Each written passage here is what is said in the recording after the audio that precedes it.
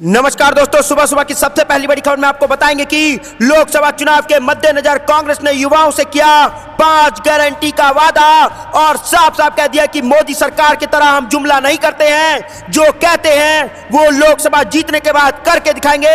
इसी प्रकार दूसरी बड़ी खबर में आपको बताएंगे कि जिन पर लगते हैं भ्रष्टाचार के आरोप उन्हें ही करते हैं पार्टी में शामिल। भाजपा पर शरद पवार का तंज और भाजपा को वॉशिंग मशीन करार दे दिया शरद पवार ने और साफ साफ कह दिया है भाजपा ज्वाइन कर लो तो आप शुद्ध हो जाओगे और अगर भाजपा ज्वाइन नहीं किया तो आप भ्रष्टाचारी हो जाओगे। इसी प्रकार तीसरी बड़ी खबर में आपको बताएंगे कि जहां से चुनाव लड़े वहीं से हराएंगे। भाजपा में शामिल हुए पूर्व जस्टिस अभिजीत गंगोपाध्याय को ममता बनर्जी की चुनौती और ममता बनर्जी ने भाजपा को चुनौती देते हुए साफ साफ कह दिया है कहीं से भी चुनाव लड़ लो, जहां से चुनाव लड़ोगे हम वहीं से आपको हराएंगे। इसी प्रकार चौथी बड़ी खबर में आपको बताएंगे कि इलेक्टोरल बॉन्ड से जुड़े डाटा को एसबीआई ने कर दिया डिलीट। आखिरकार इस भ्रष्टाचार में एसबीआई किसको चाहती है बचाना और यहां पे लोकसभा चुनाव से पहले आखिरकार एसबीआई डिटेल क्यों नहीं देना चाहती है, ये इस वक्त की बड़ी खबर आ रही है दोस्तों। इसी प्रकार पांचवी बड़ी खबर में आपको बताएंगे कि केंद्र मंत्री शेखावत का विरोध जारी, 11 के खिलाफ केस दर्ज, भाजपा विधायक धरने पर बैठे। जी हां दोस्तों, भाजपा अपने पार्टी के खिलाफ ही भाजपा के विधायक जो है वो धरने पर बैठ गए हैं और यहां पर केंद्र मंत्री शेखावत का विरोध जारी है और 11 के खिलाफ केस दर्ज कर दिया गया है। दोस्तों आपको क्या लगता है, यहां तो भाजपा ही क्या पूरा देश जो है वो भाजपा के विरोध में बैठा हुआ है, किसान भाजपा के विरोध में बैठा हुआ है और यहां पर किसान को जो रोकने की गलती भाजपा कर रही है, युवाओं को रोकने की गलती जो भाजपा कर रही है, महिलाओं को रोकने की गलती जो भाजपा कर रही है, ये एकजुट होकर के भाजपा को रोकने का काम लोकसभा चुनाव 2024 में करेंगे। दोस्तों आपको क्या लगता है कि लोकसभा चुनाव 2024 में इंडिया वर्सेस एनडीए किसकी जीत होगी, कमेंट जरूर बताइएगा। और दोस्तों आप भी एनडीए गठबंधन के साथ खड़े हैं, राहुल गांधी के साथ खड़े हैं, भारत जोड़ो न्याय यात्रा के साथ खड़े हैं, तो आप अभी इस वीडियो को लाइक, चैनल को सब्सक्राइब करके रख लीजिए और कमेंट में इंडिया जरूर लिखिएगा। रुक करते हैं पहली खबर की तरफ। लोकसभा चुनाव के मद्देनजर कांग्रेस ने युवाओं के लिए किया 5 गारंटी का वादा। जी हां दोस्तों, हम आपको बता चलें कि कांग्रेस ने लोकसभा चुनाव के मद्देनजर युवाओं के लिए घोषित अपनी 5 गारंटी में से एक पेपर लीक से मुक्ति का उल्लेख करते हुए शुक्रवार को कहा कि इस समस्या को खत्म करने के लिए मौजूदा तरीका सक्षम नहीं है। ऐसे में उसका लक्ष्य दोषियों को दंडित करने के साथ ही किसी भी तरह के पेपर लीक को रोकना है। पार्टी अध्यक्ष मल्लिकार्जुन खड़गे और पूर्व अध्यक्ष राहुल गांधी ने आगामी लोकसभा चुनाव के मद्देनजर राजस्थान को युवाओं के 5 बड़ी घोषणाओं की, जिसमें भर्ती भरोसा, पहली नौकरी पक्की, पेपर लीक से मुक्ति और गिग इकोनॉमी में सामाजिक सुरक्षा व युवा रोशनी शामिल है।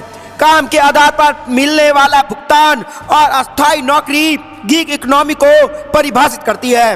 कांग्रेस महासचिव जयराम रमेश ने कहा कि देश के युवाओं के भविष्य को सुरक्षित करने के लिए और करोड़ों युवाओं की समस्याओं को समाधान के वास्ते 5 युवा न्याय गारंटी की घोषणा की है। आज भाजपा के वो लोग जो तथ्यों को तोड़ मरोड़ कर पेश करते हैं वो हरकत में आ गए हैं। उन्होंने कहा हमारी ये गारंटी है पेपर लीक से मुक्ति। जी हाँ दोस्तों, यहाँ पर बड़ी खबर आ रही है कि लोकसभा चुनाव के मद्देनजर कांग्रेस के युवा से किया है 5 गारंटी का वादा और साफ साफ कह दिया है कि डबल इंजन की जो मोदी सरकार है, जो उत्तर प्रदेश में पेपर लीक को नहीं रोक पाती है, उस निकम्मी सरकार को लोकसभा चुनाव 2024 में इंडिया गठबंधन मजबूती के साथ टक्कर देगा और लोकसभा चुनाव के बाद हर एक लीक का जो है उसके ऊपर जांच होगी और उन नेताओं और उन लोगों को घेरा जाएगा जो इनके पीछे खड़े हैं। दोस्तों आपको क्या लगता है कि लोकसभा चुनाव 2024 में किसकी जीत होने जा रही है, कमेंट में जरूर बताइएगा। इस वीडियो को लाइक जरूर करिएगा। रुक करते हैं अगली खबर की तरफ। जिन पर लगते हैं भ्रष्टाचार का आरोप उन्हें ही करते हैं पार्टी में शामिल, भाजपा पर शरद पवार का तंज। जी हां दोस्तों, हम आपको बताए चलें कि भारतीय जनता पार्टी पर कटाक्ष करते हुए एनसीपी संस्थापक शरद पवार ने कहा कि भाजपा भ्रष्टाचार के आरोपों का सामना कर रहे लोगों को पाक साफ करने वाली एक वॉशिंग मशीन बन गई है। उन्होंने हेमंत सोरेन और दिल्ली के मुख्यमंत्री अरविंद केजरीवाल समेत कई गैंग बीजेपी शासित राज्यों के मुख्यमंत्रियों को निशाना बनाने के लिए मोदी सरकार की आलोचना की है। तो दोस्तों यहां पर शरद पवार ने साफ साफ बोल दिया है कि मोदी जो है, भाजपा जो है वो एक वॉशिंग मशीन बन गई है। जो भाजपा को ज्वाइन कर लेते हैं वो साफ सुथरे हो जाते हैं और जो भाजपा को ज्वाइन नहीं करते हैं वो भ्रष्टाचारी हो जाते हैं। दोस्तों आपको भी लगता है कि भाजपा एक वॉशिंग मशीन है और जो भाजपा को ज्वाइन कर लेते हैं वो साफ सुथरे हो जाते हैं, और जितने भी गैर भाजपाई नेता हैं जो राज्य में काम कर रहे हैं, बढ़िया बढ़िया काम कर रहे हैं, वो सारे भ्रष्टाचारी हो जाते हैं और जैसे ही वो भाजपा में ज्वाइन हो जाएंगे वो वापस साफ सुथरे हो जाएंगे। दोस्तों हम आपको बता चले कि यहाँ पर लोकसभा चुनाव 2024 सर पे खड़ा है और यहाँ पर जो भाजपा ये काम कर रही है, ईडीआई सीबीआई के साथ जो खिलवाड़ कर रही है विपक्षी नेताओं को भ्रष्टाचारी साबित करने में, उसका जवाब जनता देगी और लोकसभा चुनाव 2024 में भाजपाइयों को लग सकता है बड़ा झटका। दोस्तों आपको जो भी कुछ लगता है कमेंट जरूर बताइएगा, इस वीडियो को लाइक जरूर करिएगा। रुक करते हैं अगली खबर की तरफ। जहां से चुनाव लड़ेंगे वहीं से हराएंगे। भाजपा में शामिल हुए पूर्व जस्टिस अभिजीत गंगोपाध्याय को ममता बनर्जी की चुनौती। जी हां दोस्तों, यहां पर ममता बनर्जी ने भाजपा को साफ साफ चुनौती देते हुए कहा है कि जहां से आप चुनाव लड़ेंगे हम वहीं से आपको हराएंगे। जी हां दोस्तों, हम आपको चुनाव में हराएंगे, इससे फर्क नहीं पड़ता कि आप कहां से चुनाव लड़ रहे हैं। तृणमूल कांग्रेस के प्रमुख ने अभिजीत गंगोपाध्याय पर अपने फैसले के जरिए हजारों युवाओं की नौकरी छीनने का भी आरोप लगाया है। सीएम ममता बनर्जी ने आरोप लगाते हुए कहा कि आपके सभी फैसले सवालों के घेरे में हैं। युवा आपको माफ नहीं करेगा, हम आपकी हार सुनिश्चित करेंगे। और अभिजीत ने मंगलवार को कलकत्ता हाई कोर्ट के जस्टिस पद से इस्तीफा दिया था और भाजपा कार्यालय में उनका भव्य स्वागत किया गया था और वहां राज्य पार्टी अध्यक्ष सुकांत मजूमदार ने उन्हें पार्टी का झंडा सौंपा था। तो दोस्तों यहाँ पर जो है वहां पर ममता बनर्जी ने और टीएमसी ने बंगाल में साफ साफ चुनौती दे दिया है कि आप जहां से मर्जी वहां से चुनाव लड़ लीजिए, हम आपको वहीं से हरा के दिखाएंगे। क्योंकि भाजपा राज्य में सिर्फ दस्त है, यहाँ पे बेरोजगारी दर बढ़ा हुआ है, महंगाई बढ़ी हुई है और यहाँ पर भाजपा जो है वो लोकतंत्र के साथ मजाक कर रही है। दोस्तों आपको भी लगता है कि भाजपा जो है वो लोकतंत्र को खतरे में डाल रही है, लोकतंत्र को खत्म करना चाहती है और इस बार का लोकसभा चुनाव इसी के ऊपर होगा, महंगाई के ऊपर होगा, बेरोजगारी के ऊपर होगा, लोकतंत्र को बचाने के ऊपर होगा। दोस्तों आपको जो भी कुछ लगता है कमेंट जरूर बताइएगा, इस वीडियो को लाइक जरूर करिएगा। रुक करते हैं अगली खबर की तरफ। इलेक्टोरल बॉन्ड से जुड़े डेटा को एसबीआई ने किया डिलीट। जानिए बैंक ने ऐसा कदम क्यों उठाया और आखिरकार किसको बचाने का काम कर रही है एसबीआई। जी हां दोस्तों, हम आपको बताया चले कि भारतीय स्टेट बैंक यानी कि एसबीआई ने अपनी वेबसाइट से इलेक्टोरल बॉन्ड से जुड़े दस्तावेज हटा दिए हैं। यह घटनाक्रम ऐसे समय में सामने आया है जब बैंक ने राजनीतिक दलों द्वारा हासिल किए गए चुनावी बॉन्ड का डाटा जमा करने के लिए 30 जून तक का समय मांगा था, जो लीक या वेब पेज एसबीआई की वेबसाइट पर अब मौजूद नहीं है। उनका टाइटल दानदाताओं के लिए परिचालन, दिशा निर्देश और अक्सर पूछे जाने वाले प्रश्न था। तो दोस्तों यहाँ पर एसबीआई ने कर दिया है डाटा को यहाँ पे डिलीट और आखिरकार किसको बचाना चाहती है एसबीआई और आखिरकार इलेक्टोरल बॉन्ड। जी हाँ दोस्तों, यहाँ पर चुनावी चंदा जिस बॉन्ड से लिया गया जिसका डाटा अभी तक सुप्रीम कोर्ट को एसबीआई ने नहीं सौंपा है। दोस्तों हम आपको बता दें कि सुप्रीम कोर्ट ने एसबीआई को 6 मार्च तक खरीदे गए सभी चुनावी बॉन्ड का विवरण जारी करने का आदेश दिया था। एसबीआई द्वारा 16,518.11 करोड़ रुपए के चुनावी बॉन्ड बेचे गए थे और यह रिपोर्ट कलेक्टिव में प्रकाशित एक रिपोर्ट के अनुसार एसबीआई ने चुनावी बॉन्ड से संबंधित महत्वपूर्ण डाटा मोदी सरकार और वित्त मंत्री को प्रदान किया है। तो दोस्तों यहाँ पर मोदी सरकार का फिर से नाम आ रहा है और आखिरकार क्यों एसबीआई ने ये डाटा अपने वेबसाइट से डिलीट कर दिया और आखिरकार सुप्रीम कोर्ट में जो है वो एसबीआई जल्द से जल्द ये डाटा देती क्यों नहीं। आखिर ये सबसे बड़ा भ्रष्टाचार जो है इलेक्टोरल बॉन्ड का, इसमें कौन फंसते जा रहा है, क्योंकि इलेक्टोरल बॉन्ड से जो अगर सबसे ज्यादा चंदा लिया गया था तो वो भाजपा द्वारा लिया गया था। दोस्तों आपको क्या लगता है कि चुनावी बॉन्ड को लोकसभा चुनाव से पहले ही डाटा देना चाहिए जिससे आम जनता को यह फैसला ले सकते थे कि लोकसभा चुनाव में किसको वोट देना है और किसकी सरकार बनानी है और जनता के लिए कौन काम करेगा।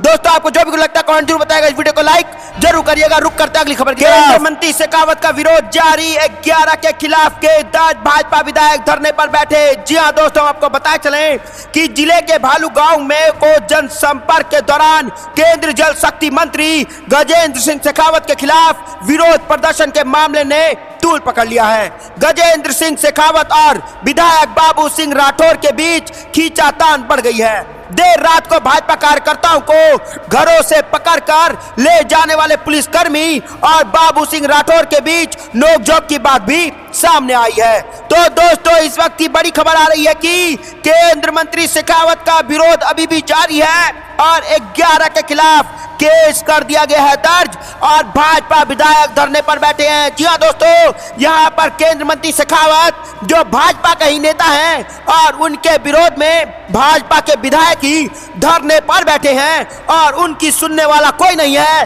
और 11 के खिलाफ जो है वो केस दर्ज कर लिया गया है। दोस्तों, आपको क्या लगता है कि भाजपा के खुद के नेता अब इसका जवाब देंगे और लोकसभा चुनाव में इसका झटका मोदी सरकार को लग सकता है? हाँ या ना, कमेंट जरूर बताएगा। इस वीडियो को लाइक जरूर करिएगा। रुक करता अगली खबर की तरफ। टिकट के लिए भिड़े जेडीयू के सांसद और विधायक अजय मंडल ने गोपाल मंडल को बताया पागल। जी हां दोस्तों, इस वक्त की बड़ी खबर आ रही है कि लोकसभा चुनाव 2024 में भागलपुर लोकसभा सीट पर जेडीयू में टिकट को लेकर के खींचातान शुरू हो गया है।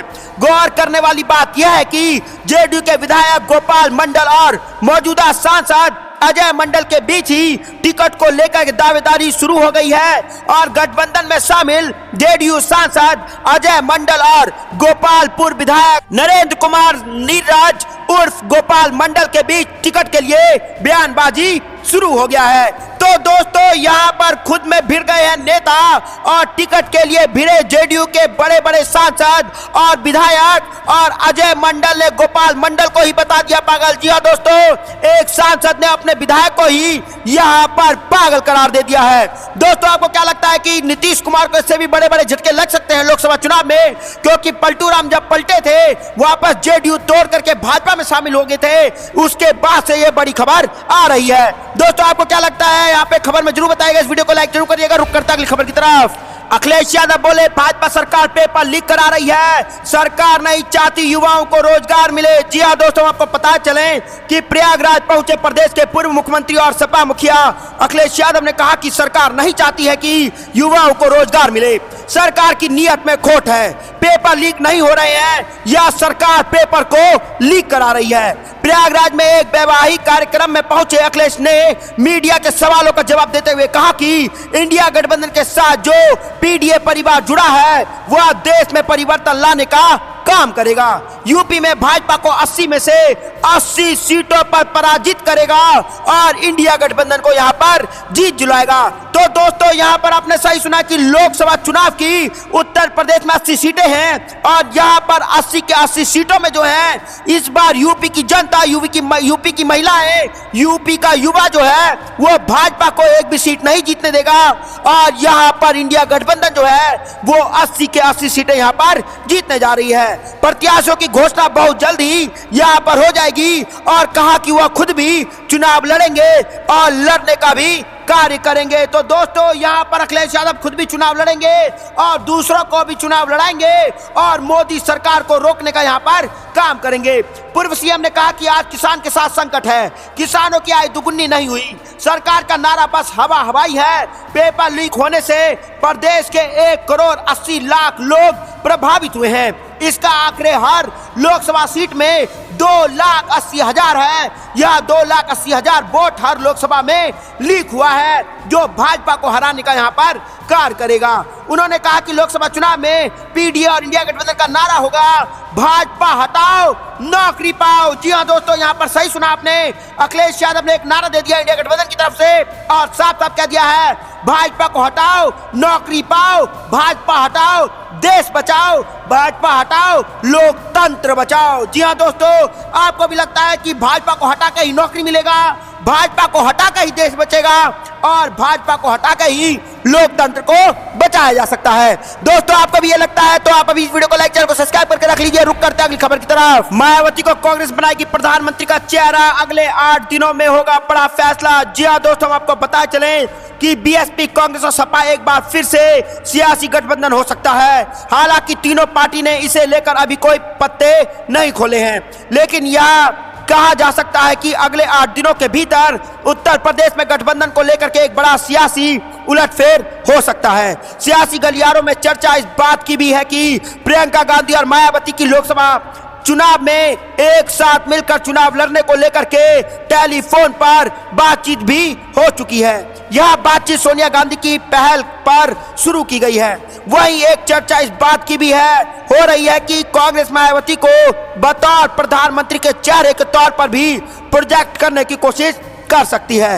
हालांकि यह कहा यही जा रहा है कि अगर सब कुछ तय योजना से ही चला तो जल्द ही सपा, बीएसपी और कांग्रेस उत्तर प्रदेश में एक बार फिर से साथ मैदान में खड़े होंगे। तो दोस्तों यहाँ पर हमको बताएं कि सिर्फ उत्तर प्रदेश में ही नहीं बल्कि देश के सियासी गलियारों में चर्चा इस बात की हो रही है कि क्या उत्तर प्रदेश में मायावती इंडिया गठबंधन में साथ आएंगी या नहीं। सूत्रों की माने तो कांग्रेस अभी भी इस प्रयास में है कि उन्हें इस गठबंधन में मायावती साथ रहे। हालांकि ना तो मायावती और ना ही कांग्रेस की ओर से इस पर कोई आधिकारिक जानकारी साझा की गई है, लेकिन सूत्रों के मुताबिक इंडिया गठबंधन में शामिल करने के लिए कांग्रेस और बीएसपी के नेताओं के बीच 3 दौर की महत्वपूर्ण बातचीत हो चुकी है। सियासी जानकारों का कहना है कि प्रियंका गांधी और मायावती के बीच में आपसी सामंजस्य बैठ सकता है और इसी को लेकर के और इसी वजह से प्रियंका गांधी और मायावती के बीच पिछले साल सितंबर में भी उत्तर प्रदेश की सियासत को लेकर के चर्चा हुई थी। तो दोस्तों इस वक्त की बड़ी खबर आ रही है कि इंडिया गठबंधन से हो सकती है प्रधानमंत्री का चेहरा खुद मायावती, और अगर ऐसा होता है तो यहाँ पे दलित मुसलमान सब एक साथ आएंगे और यहाँ पर 85% जनसंख्या जो है वो इंडिया गठबंधन के साथ चला जाएगा और यहाँ पर मोदी सरकार को जीतना मुश्किल हो जाएगा। दोस्तों आपको क्या लगता है कि लोकसभा चुनाव में अगर मायावती को प्रधानमंत्री का चेहरा बनाया जाता है तो ये भाजपा को बड़ा झटका दे सकता है, हाँ या ना? कमेंट जरूर बताएगा। इस वीडियो को लाइक जरूर करिएगा। रुक करते हैं अगली खबर की तरफ। अंतर्राष्ट्रीय महिला दिवस पर कांग्रेस बोली मोदी सरकार में श्रम बल में महिलाओं की हिस्सेदारी हुई कम। जी हाँ दोस्तों, हम आपको बताए चलें कि कांग्रेस ने अंतर्राष्ट्रीय महिला दिवस पर दावा किया कि प्रधानमंत्री नरेंद्र मोदी के नेतृत्व वाली सरकार के कार्यकाल में श्रम बल में महिलाओं की जिम्मे हिस्सेदारी लगातार कम हुई है, जिसके कारण अर्थव्यवस्था कमजोर हो सकती है। पार्टी महासचिव जयराम रमेश ने यह आरोप भी लगाया कि मणिपुर में महिलाओं के खिलाफ अपराध की घटनाओं और भारतीय जनता पार्टी सांसद ब्रिजभूषण सिंह के खिलाफ लगे आरोपों पर प्रधानमंत्री ने चुप्पी साधी हुई है। जयराम रमेश ने एक्स पर पोस्ट किया कि आज अंतर्राष्ट्रीय महिला दिवस में है और हमें उम्मीद नहीं है कि आज प्रधानमंत्री महिला को शुभकामनाएं देने की औपचारिकता निभाने के अलावा भी कुछ करेंगे।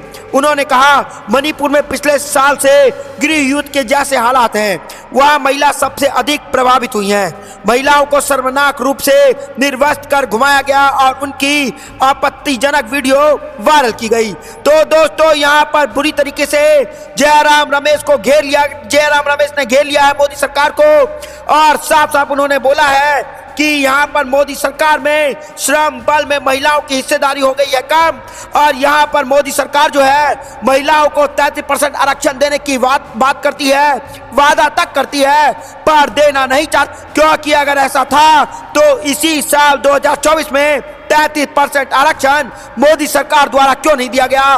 2029 तक का इंतजार क्यों किया गया? दोस्तों आपको भी लगता है कि मोदी सरकार सिर्फ कह रही है, करती कुछ नहीं है, हाँ या ना? कमेंट जरूर बताएगा। इस वीडियो को लाइक जरूर करिएगा। रुक करते हैं अगली खबर की तरफ।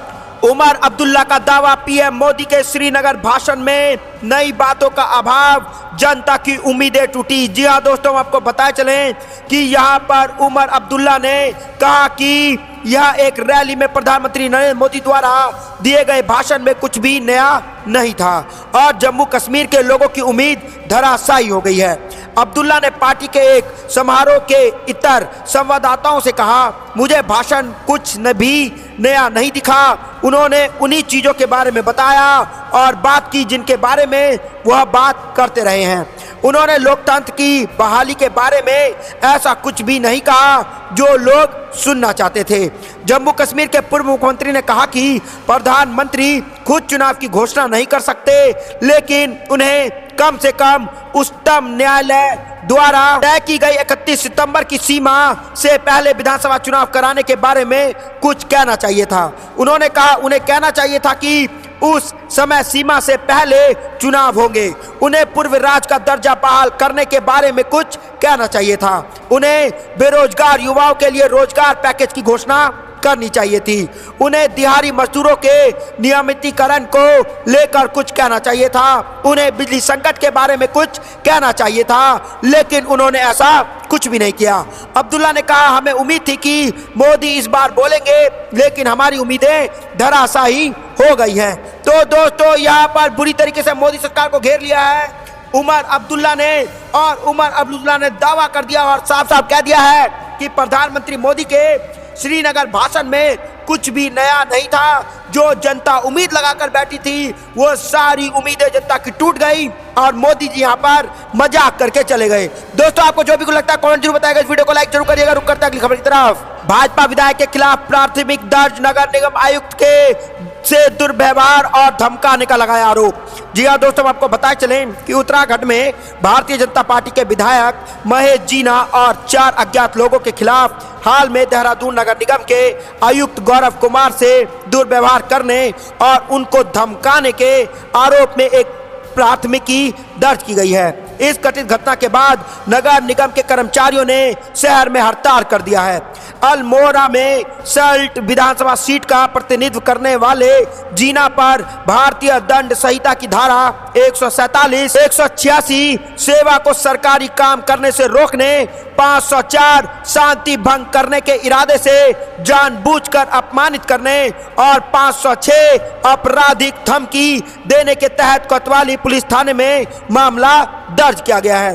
तो दोस्तों, यहाँ पर भाजपा के नेताओं पर यहाँ पर केस दर्ज कर दिया गया है, विधायकों पर, और भाजपा के खिलाफ जो है यहाँ पर नगर निगम को धमकाने का आरोप लगाया है और दुर्व्यवहार और यहाँ पर दुर्व्यवहार करने का भी आरोप लगाया गया है।